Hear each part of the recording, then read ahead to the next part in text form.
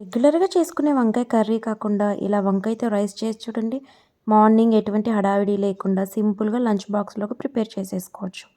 ముందుగా stove on చేసి గిన్నె పెట్టుకొని, అందులో 1 టేబుల్ స్పూన్ పచ్చిశనగపప్పు, 1 టేబుల్ స్పూన్ మినపప్పు, 5 ఎండుమిర్చి, 1 టేబుల్ స్పూన్ ధనియాలు, హాఫ్ టేబుల్ స్పూన్ జీలకర్ర, వీడియోలో చూపిస్తున్న స్పైసెస్ అన్నీ కూడా యాడ్ చేసుకొని, ఒక గుప్పెడు పల్లీలు కూడా వేసుకొని, వీటన్నిటిని మంచిగా వేయించుకోవాలి. పప్పులన్నీ మంచిగా వేగిన తర్వాత 1 టేబుల్ స్పూన్ కొబ్బరి పొడి వేసి స్టవ్ ఆఫ్ చేసి పూర్తిగా చల్లారనివ్వాలి.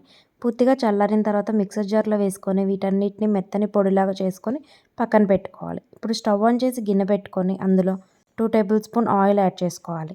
ఆయిల్ కొంచెం వేడైన తర్వాత 1 టేబుల్ స్పూన్ పచ్చిశనగపప్పు, హాఫ్ టేబుల్ స్పూన్ ఆవాలు, జీలకర్ర వేసి చిటపట్లాడనివ్వాలి.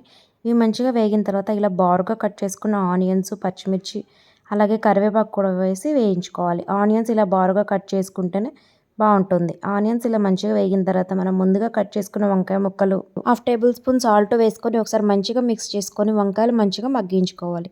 వంకాయలు ఇలా మగ్గిన తర్వాత మనం ముందుగా ప్రిపేర్ చేసుకున్న మసాలా పొడి యాడ్ చేసుకొని మంచిగా మిక్స్ చేసుకోవాలి. ఇప్పుడు ఇందులో మనం ముందుగా కుక్ చేసి పెట్టుకున్న రైస్‌ని కూడా యాడ్ చేసుకొని ఒకసారి మంచిగా మిక్స్ చేసుకోవాలి. టేస్ట్ చూసి ఎంత సాల్ట్ అయితే పడుతుందో అంత యాడ్ చేసుకోవాలి. మనం ముందు కర్రీలో యాడ్ చేసాం కాబట్టి ఒకసారి టేస్ట్ చూసి ఎంత సాల్ట్ అయితే సరిపోతుందో అంత యాడ్ చేసుకొని మంచిగా మిక్స్ చేసుకుంటే యమ్మీ యమ్మీ వంకాయ రైస్ రెడీ.